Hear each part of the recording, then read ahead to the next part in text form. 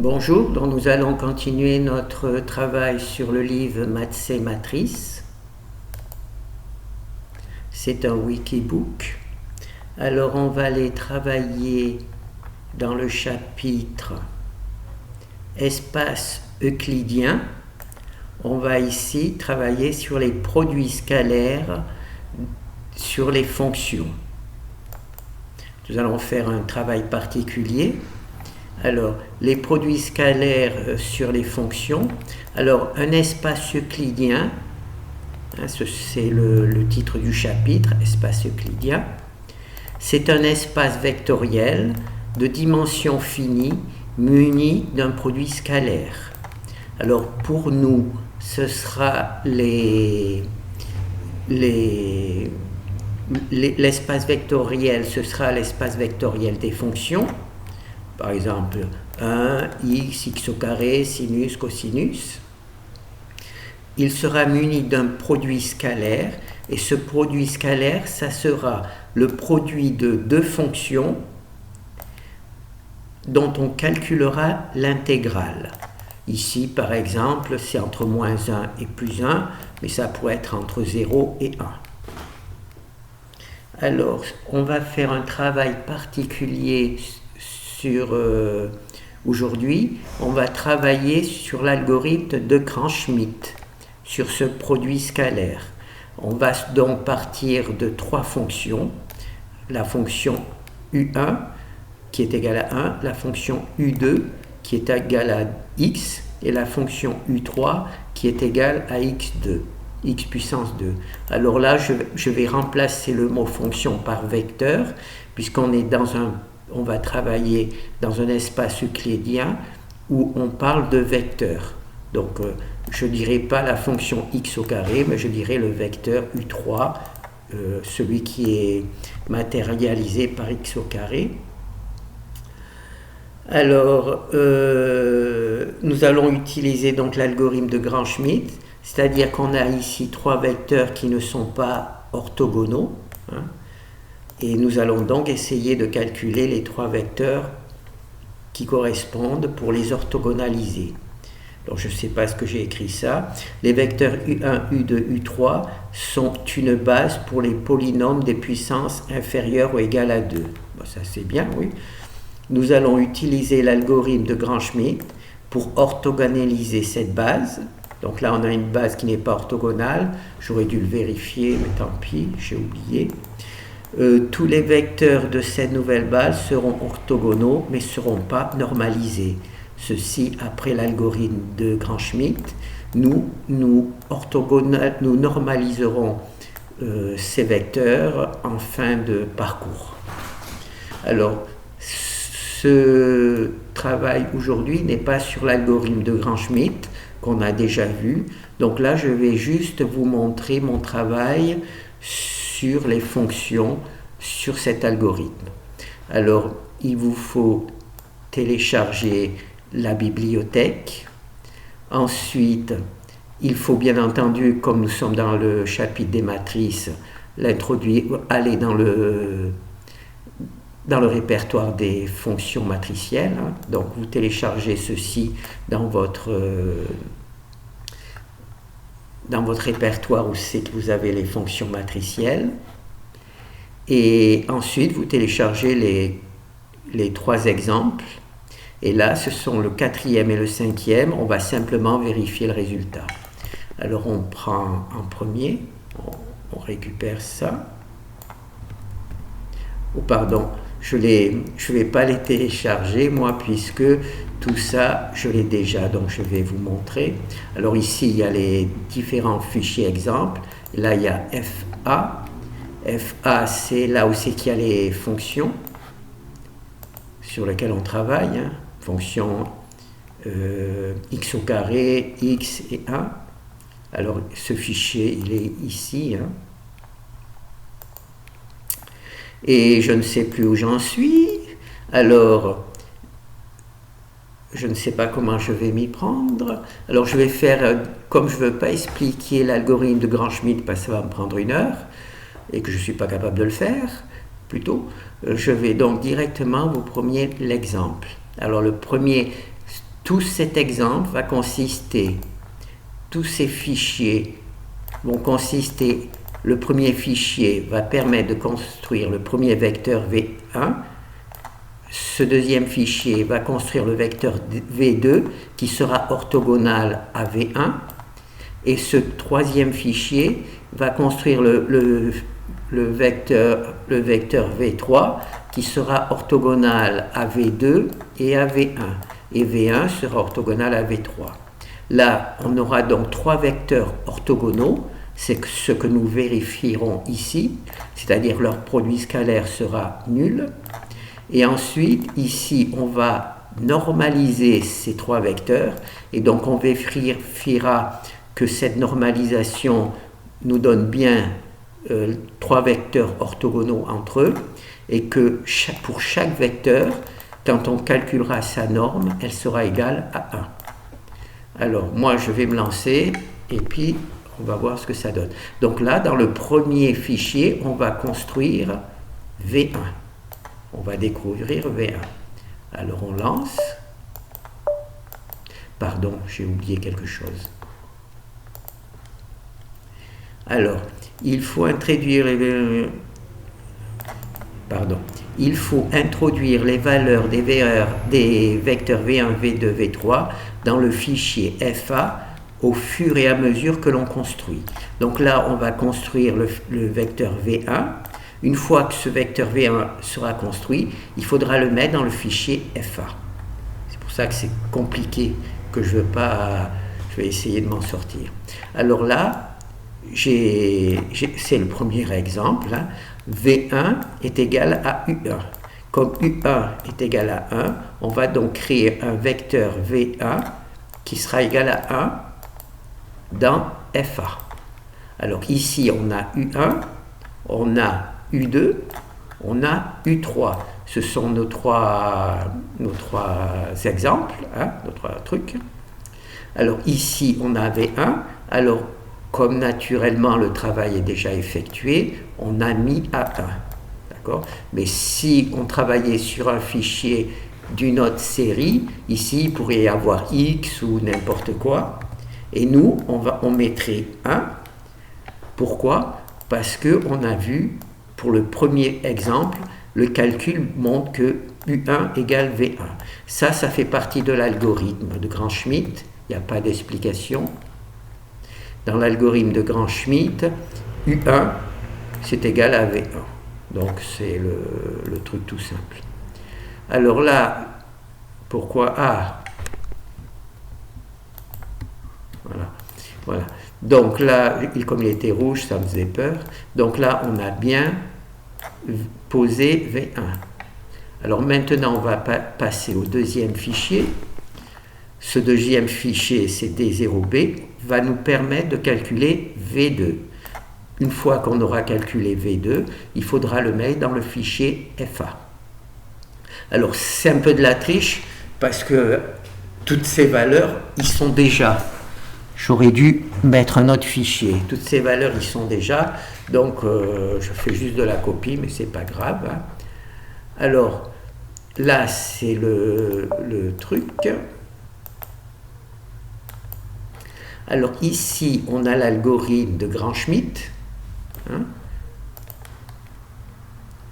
pour I2. Voilà, cette partie-là, elle se retrouve dans le calcul là. Et là, on a calculé V2. Donc là, c'est l'algorithme de Gram-Schmidt, hein, tout simplement, la norme de V1 au carré, le produit scalaire de U2 par V1, multiplié par V1, d'accord ? Alors, on va donc copier cette nouvelle valeur V2 dans FA. Donc, on va se mettre là, on va aller dans FA, et là, on a V1, maintenant on va chercher V2. Voilà. Ici, on a V2. Alors, qu'est-ce qu'il nous dit ? V2, c'est ici. Oui. C'est bien ça. Alors, V2, c'est ici. C'est égal à U2. D'accord ? La valeur de V1 est annulée puisque c'est nul ici. Voilà, c'est 0 sur 2, donc c'est 0. Donc cette partie-là n'existe pas. On ne récupère que cette partie-là. Donc on fait V2, c'est égal à U2. D'accord? Pourquoi? Parce que on a ici l'algorithme de Gram-Schmidt.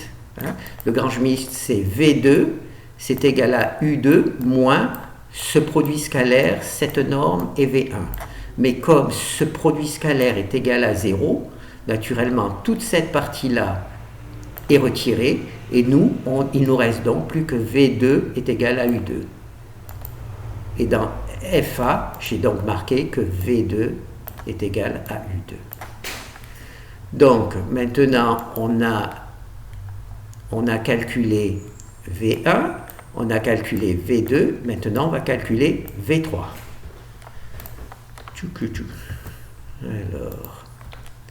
Alors V3, c'est le fichier C. Alors V3, c'est tout simplement, ça c'est l'algorithme de Gram-Schmidt.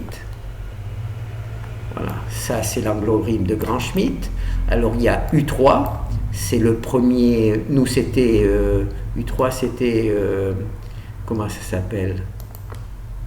Non, c'est ici, U3 c'était x au carré. Hein. Alors U3, V1 c'est ce qu'on vient de calculer, V2 c'est ce qu'on vient de calculer, et donc ce produit scalaire et cette norme, on a ici, ce produit scalaire, et bien là il est encore égal à 0. On a de la chance, donc toute cette partie-là, on ne s'en occupe pas. Hein, toute cette partie-là, puisque 0, V2, ça fait 0. Donc il faut récupérer les valeurs de V3 qui sont égales à U3 plus V1 facteur de cette valeur-là. Donc on va aller dans FA. Alors on cherche V3, c'est pas difficile, hein. C'est pas difficile. Bon, je vais remonter d'en haut. Normalement, vous faites V1, donc ensuite vous descendez. En dessous, vous avez V2, donc vous descendez, il y a un espace, et là vous avez V3. Donc il faut récupérer les valeurs qui sont qu'on vient de calculer. Alors on a calculé cette valeur-là, on va enlever le signe, hein, parce que ça ne sert à rien. Et on va le mettre là. D'accord? Ensuite, on va récupérer cette valeur-là sans le signe, si c'est le signe plus, donc il ne sert à rien. Et on va le mettre là. Voilà. Alors on va supprimer le truc. Et donc là, on a V3. D'accord? Et normalement, dans les autres exemples, il faudra rajouter V2, mais comme là, V2, c'est nul, hein, 0 fois V2, c'est 0, donc cette partie-là n'est pas prise en compte.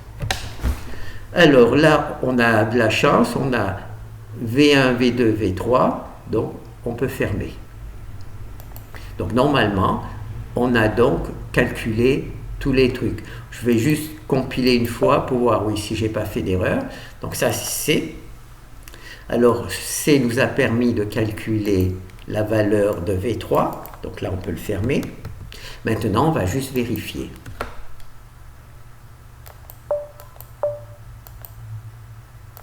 Voilà. Donc là, on a bien, quand on calcule le produit scalaire de V1 par V2, on a 0, ce qui veut dire que le vecteur V1 est orthogonal à V2.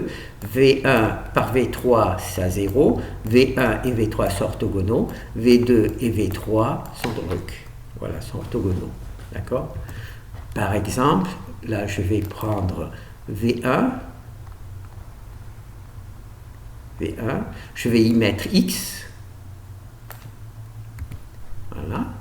Je vais donc faire une erreur. Et vous voyez, les vecteurs ne sont plus orthogonaux. Hein? Il y a une erreur. J'ai changé la valeur de x. Hein? J'ai fait une petite erreur facile à réparer. Et maintenant, je répare l'erreur, puisque V1, c'est U1, et U1, c'était 1. Donc on ferme. Alors maintenant, je vais recalculer le produit scalaire V1, V2, V truc. Voilà. Et là, on a de nouveau 0.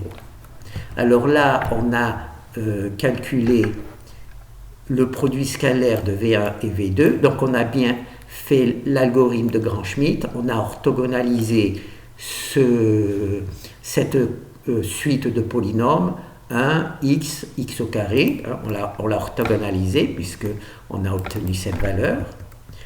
Alors cette orthogonalisation consiste à prendre pour V1 la valeur 1, pour V2 la valeur de U2, U2 c'était x, et pour V3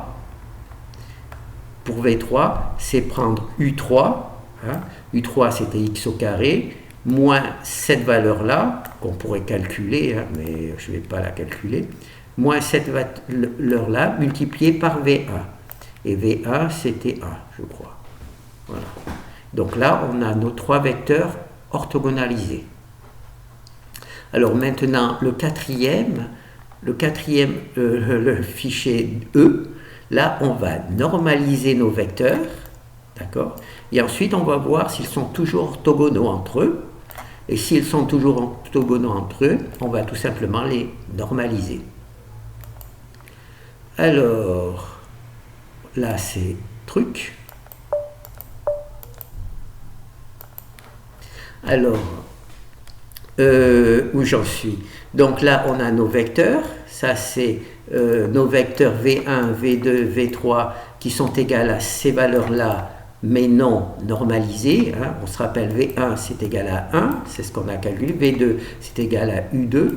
Et V3, c'était U3 moins cette petite valeur-là multipliée par V1. Et là, on va les normaliser. Alors, pour normaliser, il faut prendre V1. Alors, normaliser, comment on normalise un vecteur? Voilà. C'est ici qu'on va normaliser. C'est ici qu'on va normaliser. Donc, on va prendre notre vecteur, on va le diviser par sa norme. Pour normaliser un vecteur, on prend le vecteur, on calcule sa norme et on fait la division. Alors, c'est bien parce que ici, on a la norme du vecteur V1.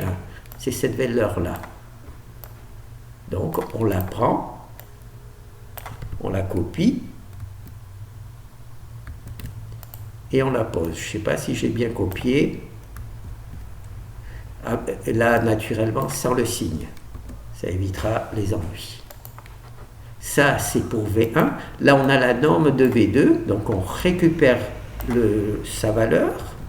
C'est pour ça que c'est un peu compliqué parce c'est du travail artistique. Et là, on recopie la valeur de V2 et on obtient ceci. Et ensuite, on récupère la norme de V3. Pardon. On cherche la norme de V3. Non, le vecteur V3 normalisé. On voit V3 normalisé. Donc là, on met la valeur de V3. Et voilà. Et donc là, on a normalisé nos vecteurs. D'accord? Donc, ça, c'est la première partie du fichier CE. CE. On a vu, ça nous a permis ça nous a donné les vecteurs normalisés. Non, la norme des vecteurs, ce qui nous a permis de normaliser ces vecteurs dans le fichier FA. Ça, si vous comprenez, vous êtes beaucoup plus intelligent que moi.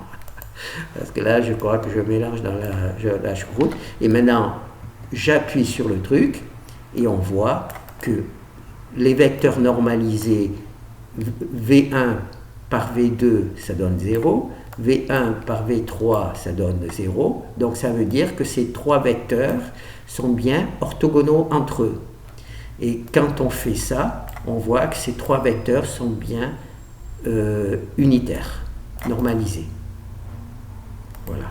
Alors, par exemple, pour 1, je vais mettre 2. Là, je vais mettre 3. Et là, je vais laisser normal. Et on va voir.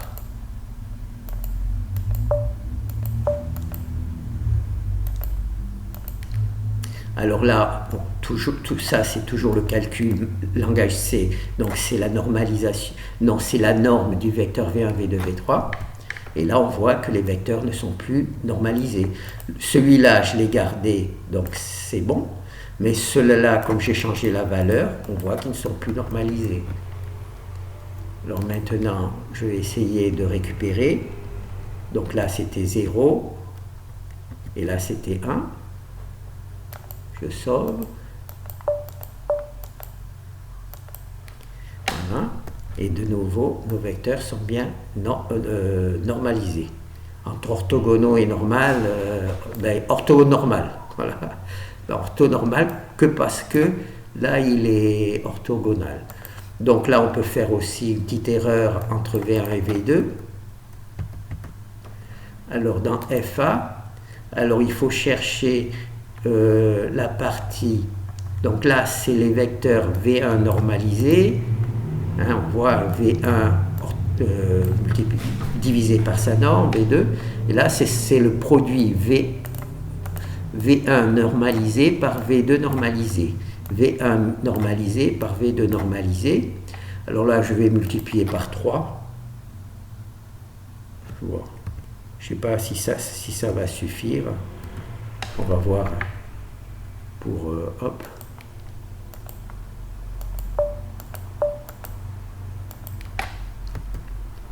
Ah non, ça ne suffit pas. Et oui, puisque ça fait 0, quel que soit le truc, ça ne marchera pas. Donc c'est plus 3 qu'il faut mettre. Parce que si je multiplie, comme ça fait 0, quelle que soit la valeur que je multiplie, eh ben, ça fera toujours 0. Voilà. Donc c'est pour ça. Voilà. Et là, on voit naturellement, ce n'est plus 0. Pourquoi? Parce que j'ai introduit cette erreur-là. Maintenant, je supprime cette erreur, cette horreur. On fait un peu de philosophie.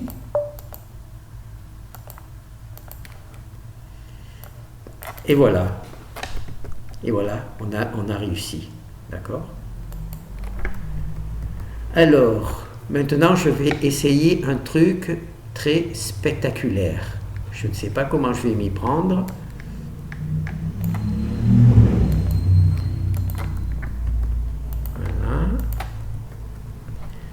Alors ça, c'est l'exemple,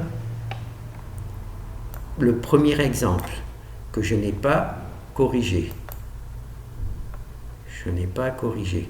C'est le premier exemple, numéro 1. Je ne suis pas un numéro. Numéro 7, qui est numéro 6?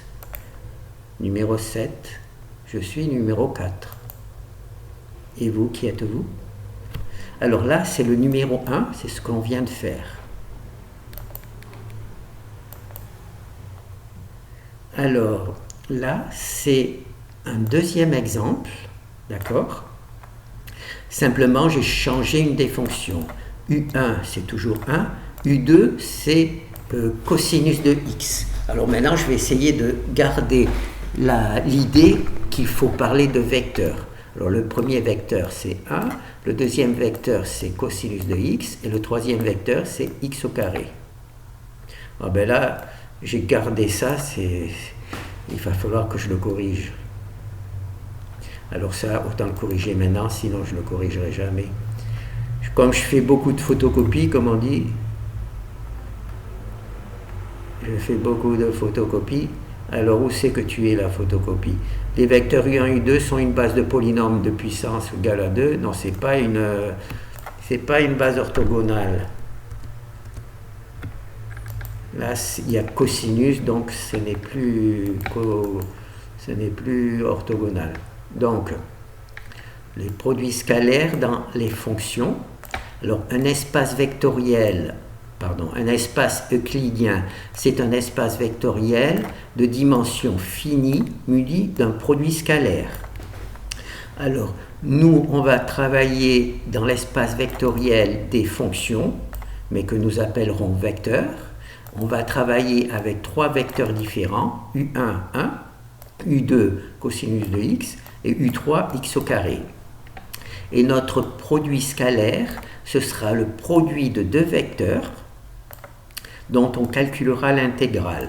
Alors là, c'est entre moins 1 et plus 1, et l'autre, c'était c'était aussi entre moins 1 et plus 1. C'est marrant, je croyais que j'avais fait pi.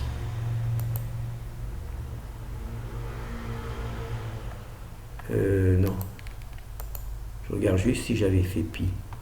Eh oui, j'avais fait. C'est entre pi. Il faut que je corrige maintenant. Donc c'est entre plus 1 et plus pi. Si je corrige pas maintenant, alors tant pis pour vous. Hein. Si je corrige pas maintenant, je corrigerai jamais. Alors là, c'est entre 1 et pi. Voilà. C'est pour un peu varier, pour montrer que ces trucs. Voilà. Alors, naturellement, non. Moi, j'ai déjà copié tous les fichiers. Alors, je suis ici. Alors ça, ce sont tous les fichiers anciens. Alors, je vais les effacer. Je ne sais pas qu'est-ce que j'ai gardé. Ah non, je n'ai gardé... Donc ça, c'est le nouveau exemple. Je n'ai pas gardé les fichiers H. Donc, il faut supprimer tous les fichiers, sauf le fichier H. Voilà. Mettre à la corbeille. C'est bon. Hein? Alors maintenant, là, je vais copier ces fichiers qui représentent, pas de chance, je suis sorti du répertoire. Alors, retournons dans le répertoire. Remplacer. J'espère que je n'ai pas fait d'erreur. Ah non, c'est F dot, c'est pour ça que... Oui, j'avais copié F dot. Non, c'est marrant. Hein? Bon, je vais fermer ça, mettre à la corbeille. Alors là, on a vu...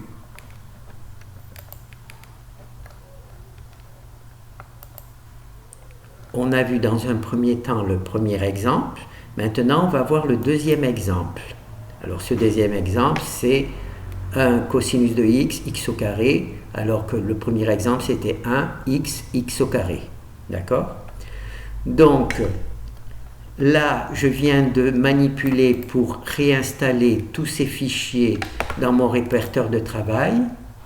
Pardon. Maintenant, je vais vérifier parce que j'ai eu l'impression que j'ai fait une mauvaise manipulation. Alors, c'est bon. Alors là, la même chose, V1 égale U1.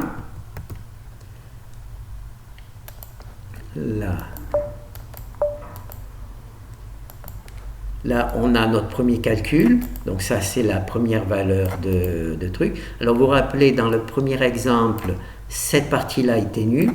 Maintenant, cette partie-là n'est plus nulle. D'accord ?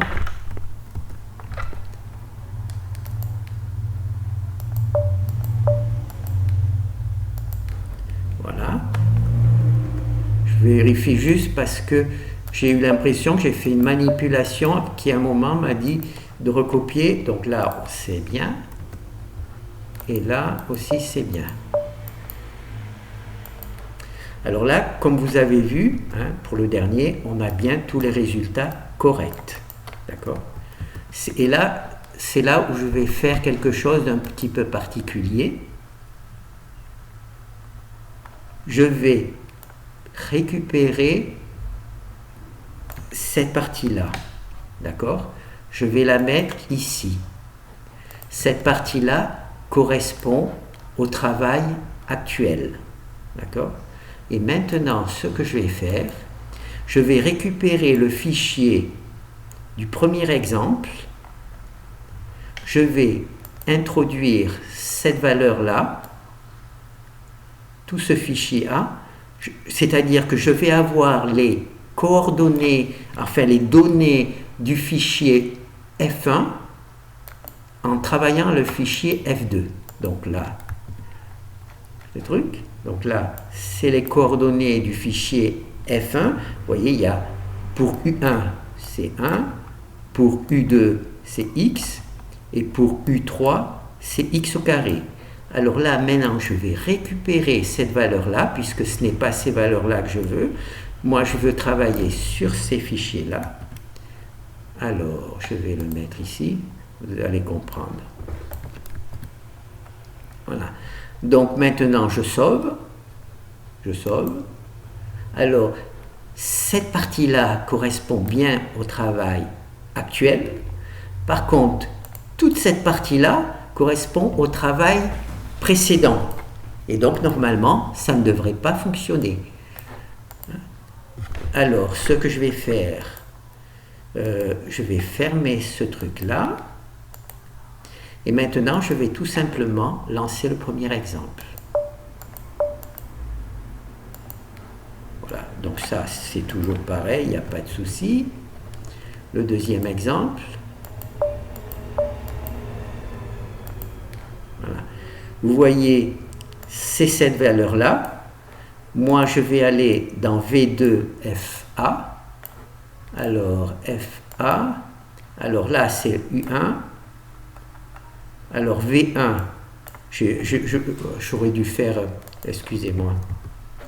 J'aurais dû faire le travail complètement. Alors là, V1, c'est égal à U1. Alors, on va dans FA.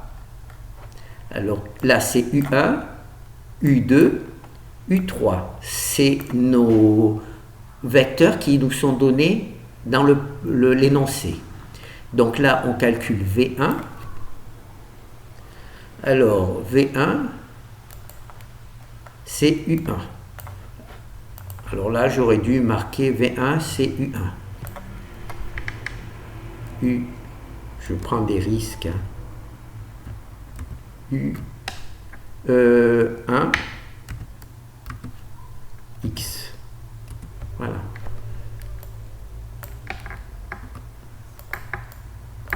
Alors,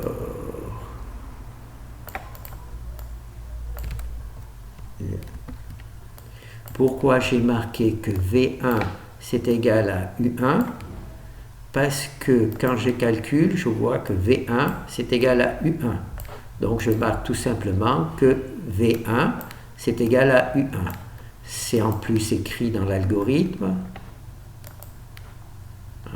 Dans l'algorithme V1 c'est égal à U1. Donc là, il faut étudier l'algorithme, on n'en est pas là, nous. Alors, maintenant, on va faire le deuxième. Ah, par contre, il faudrait que je sauve un peu mon truc, sinon ça ne va pas. Alors, sauver. Donc là, je ferme tout. Alors, maintenant, je fais le deuxième exemple. Le premier exemple me permettait de calculer V1, et j'ai marqué que V1 est égal à U1. Maintenant, je fais le deuxième exemple. Alors, c'est B2, je fais le deuxième exemple. Et là, l'information, ça c'est la partie du Grand-Schmidt. Hein, je ne me rappelle même plus comment ça s'appelle, le truc de Grand-Schmidt. Hein. Alors, ici, on a les valeurs numériques. Donc là, il nous dit que V2, c'est égal à ça. Donc, on va dans FA. On cherche tout simplement V2. Et là, V2, c'est U2. C'est bon. Ben, U2, il y est déjà. Par contre, il y a moins quelque chose. Alors, c'est moins divisé par V1. Donc, je vais rajouter V1. Multiplié par V1 X. Pourquoi j'ai marqué... Pardon. Oui, c'est... Pourquoi j'ai marqué multiplié par V1X? Parce que dans le calcul de l'algorithme de Grand-Schmidt, le premier terme Oui, c'est un terme. Le premier terme, c'est U2. Le deuxième terme, c'est V1, avec ces valeurs-là. Donc, moi, je prends... Là, on voit qu'il y a un moins, et là, il y a un moins. Moins par moins, ça fait plus. Donc, ici, je remplace plus. Je récupère cette valeur-là sans le signe, puisque j'ai fait la correction, et je mets pour la division. C'est le numérateur. Et ensuite, là, je récupère sans le signe le dénominateur et je mets le dénominateur. Et maintenant, je vérifie. Hein, V2, c'est U2, d'accord, divisé par cette valeur, non, multiplié par comment on peut dire ça? Alors, le facteur moins par moins, ça fait plus. Premier numérateur, dénominateur et V1. Numérateur, dénominateur et V1. Donc avec un peu de chance, je sauve. Pourquoi? Parce que j'ai calculé V2. Cette partie-là, c'est tout simplement la deuxième partie de l'algorithme de Gram-Schmidt. Ah là là. Alors, maintenant je ferme. Et j'en étais au B. Donc je relance le B pour juste voir si j'ai pas fait d'erreur. Comme j'obtiens bien le résultat, donc j'ai pas fait d'erreur. J'aurais pu faire des erreurs au moment où j'ai installé V2 dans FA en mettant 2 points ou une petite erreur comme ça. Donc là, j'ai pas fait d'erreur. Donc maintenant, je passe au fichier DEC pour calculer V3. Une fois que j'aurai calculé V3, je l'introduirai dans FA. Alors, le C, il est là. Alors là, c'est V3. Alors ça, c'est l'algorithme de Schmidt. Hein. L'algorithme de Schmidt, c'est les valeurs pour V3.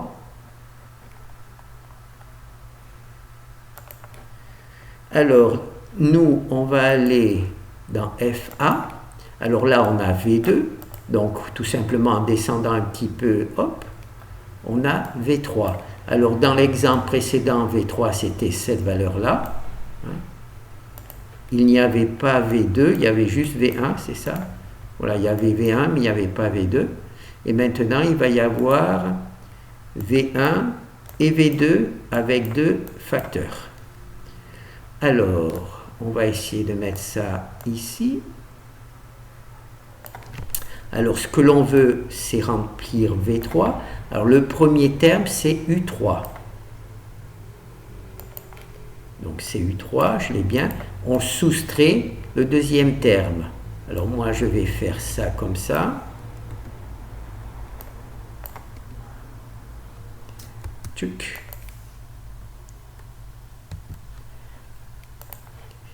Et ensuite, on soustrait le troisième terme qui est V2. Donc, hop.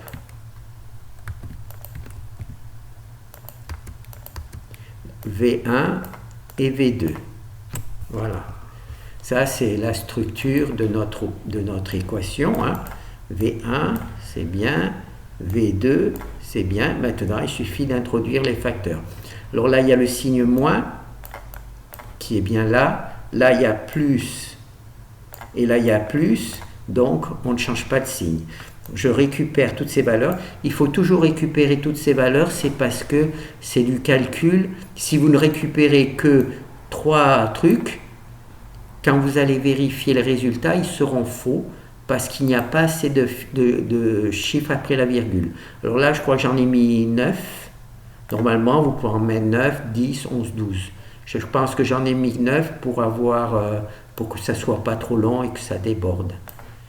Mais avec normalement entre 9 et 12, c'est le mieux. Donc là, je mets tout simplement la valeur là, hein, c'est le premier. Je récupère le dénominateur sans le signe, s'il vous plaît. Alors je le mets là, hein. Tout ça c'est les facteurs de V1, tout ça c'est le vecteur de V1, et maintenant je vais récupérer. Alors là il y a un moins, là il y a un moins, donc ça fait plus. Donc le deuxième c'est plus, et ensuite là je récupère ce facteur, ce numérateur, que je vais rentrer ici.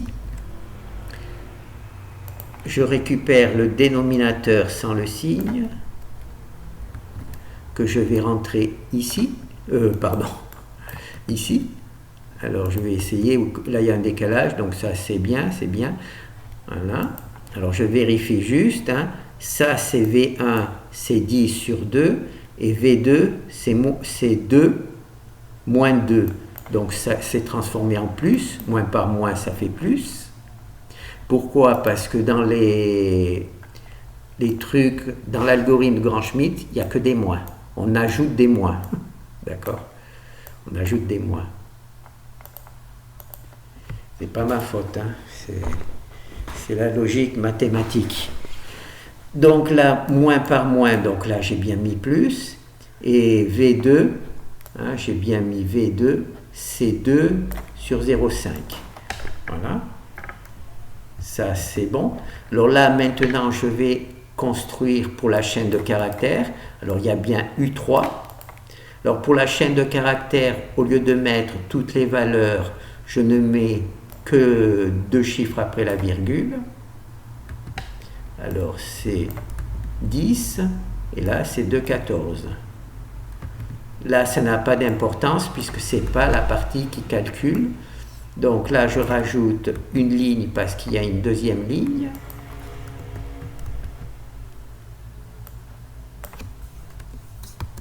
La deuxième ligne, c'est 2,59.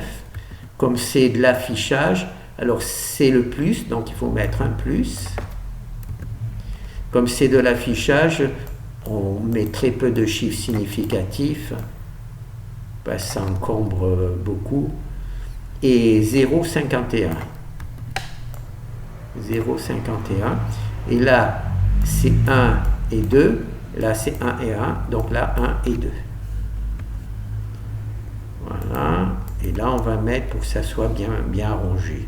Voilà, et donc là on a terminé, on a bien introduit V3. Alors maintenant j'ai travaillé avec la version C, hein, qui m'a permis de calculer V3. Je vais lancer la version C simplement pour voir si j'ai pas fait d'erreur dans la construction de trucs. Voilà, si j'avais fait une petite erreur, voilà, par exemple, si j'avais fait une petite erreur, là je vais mettre 2 points. Hein. Voilà. Avec C. Vous voyez, là, il me dit il y a un point décimal en trop. Voilà, et là, je supprime. Et là, c'est... Voilà. C'est pour ça qu'après avoir fait mon changement sur le fichier FA, je reprends le fichier de départ pour voir si j'ai pas fait une erreur de virgule, de parenthèse, de trucs, enfin tout ce qui est. Alors maintenant, là, on va dans le fichier D. Si on a bien travaillé, normalement, tous ces vecteurs devraient être nuls. Le produit scalaire, le produit scalaire de ces 3 vecteurs devrait être nul. Si on a bien fait le travail. Alors 1, 2, 3. Et oui, c'est bien 0. Maintenant, je vais faire une petite erreur. Alors sur V3, qu'est-ce qu'on peut mettre? On va mettre, au lieu de 9, de 10, on va mettre 9. J'espère que ça va suffire pour faire une erreur. Voilà, là on n'a plus le bon résultat. Qu'est-ce que je pourrais faire? Je peux enlever carrément celui-là. Voilà. Non, là c'est 1, donc c'est pas la peine, donc je vais enlever celui-là. Hop. Alors D. Et voilà.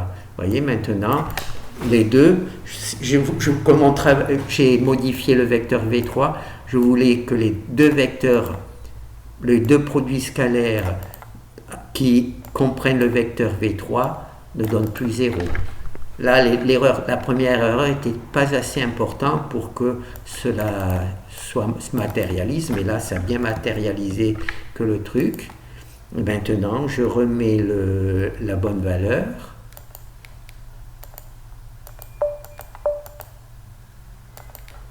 Et voilà, j'ai bien 0.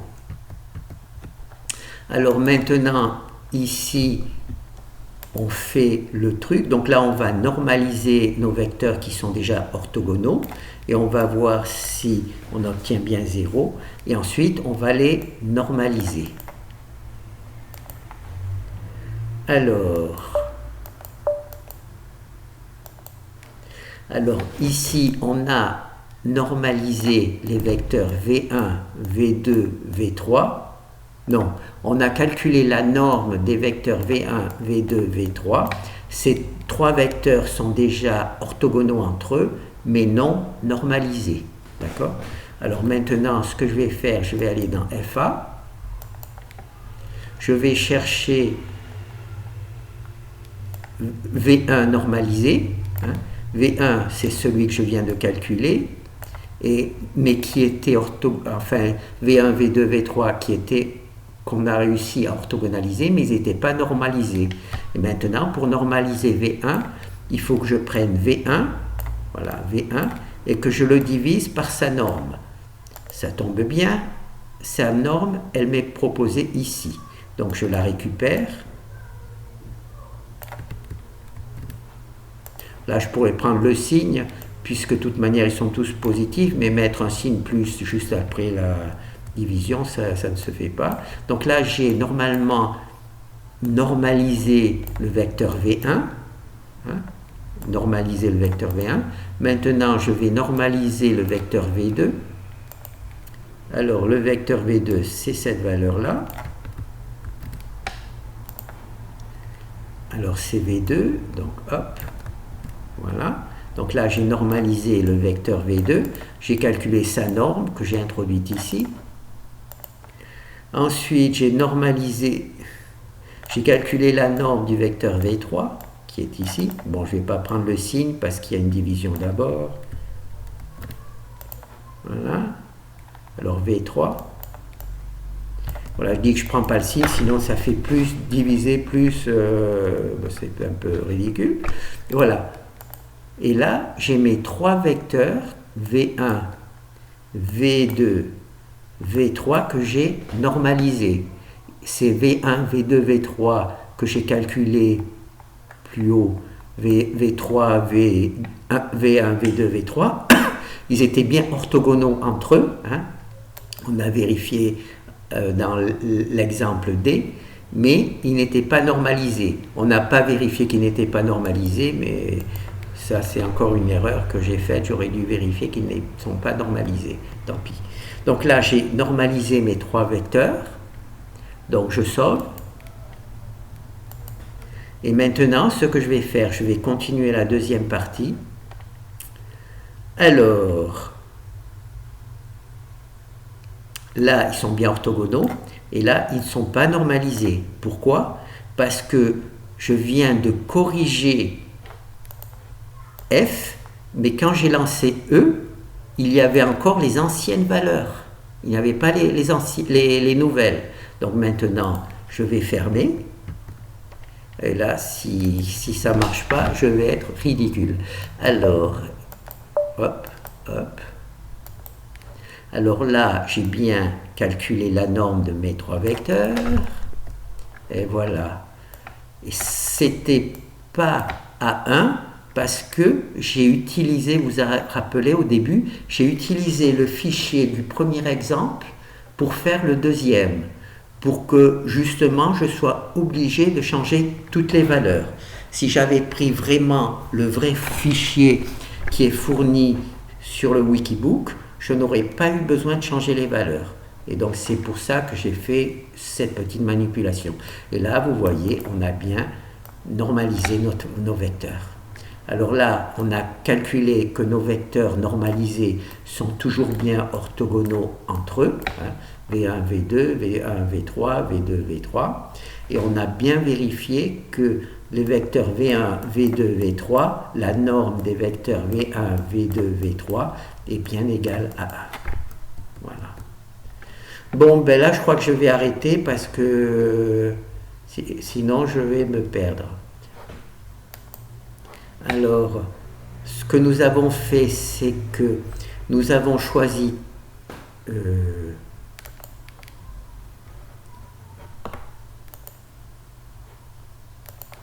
oui, on a bien choisi avec cosinus. Hein. Oui, parce que maintenant j'ai mis 1, cosinus, oui. Le deuxième exemple. Voilà, c'est le deuxième exemple. On a donc choisi 3 vecteurs. 1, cosinus x carré. On a choisi un produit scalaire qui était l'intégrale de u1, u2 dx, tout ça. Alors la fonction qui permet de calculer les intégrales, c'est la fonction standard. Choc. Voilà, c'est la méthode de Simpson hein, que l'on a vue précédemment. Alors là, normalement, on ne rentre qu'une seule fonction. Le problème, c'est que l'on veut rentrer 2 fonctions. Alors là, il y avait 2 possibilités. Soit je réécrivais une deuxième version où on peut rentrer 2 fonctions à la fois, soit j'utilise celle de base avec une seule fonction, mais j'ai utilisé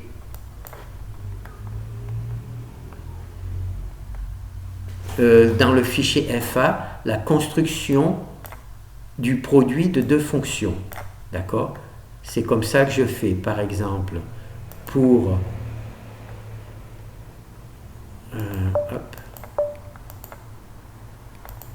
pour le deuxième exemple, ah, ça se voit pas, ah oui, on prend le produit scalaire U2V1,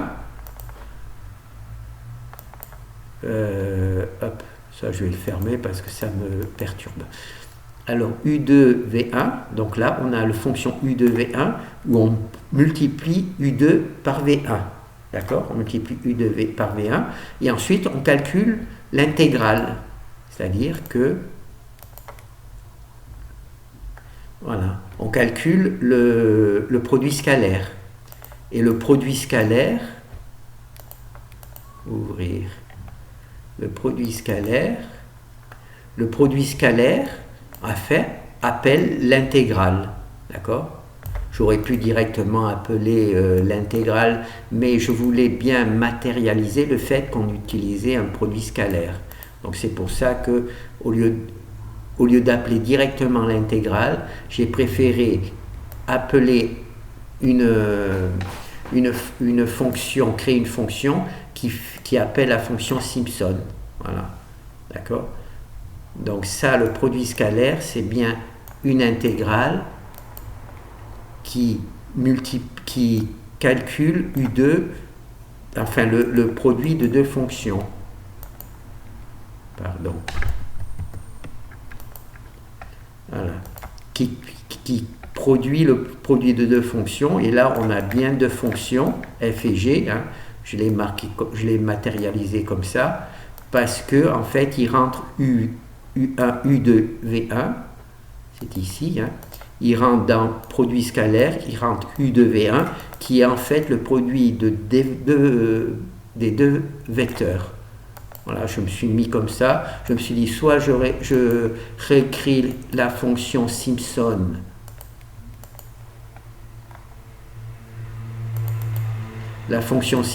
en faisant 2 vecteurs, un vecteur 1 et vecteur 2, c'est-à-dire faire quelque chose de ce genre. Voilà, j'ai 2 vecteurs. Et donc ensuite, là, eh ben, on multiplierait ici nos 2 vecteurs.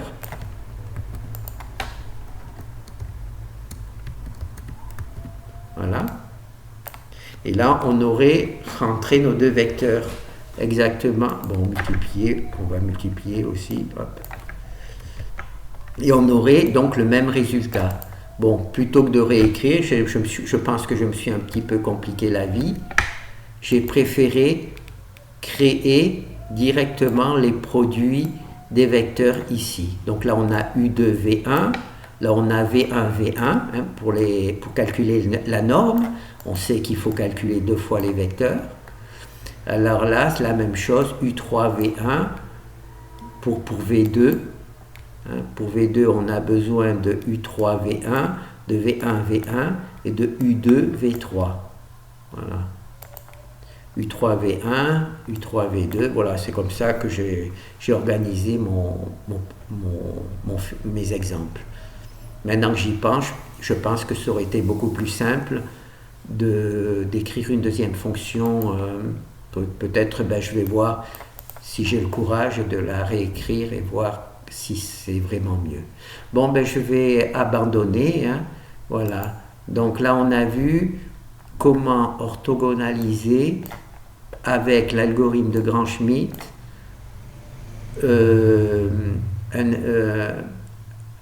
des vecteurs dans un espace vectoriel, hein, dans un espace euclidien, dans un espace vectoriel, en utilisant le produit scalaire des fonctions hein,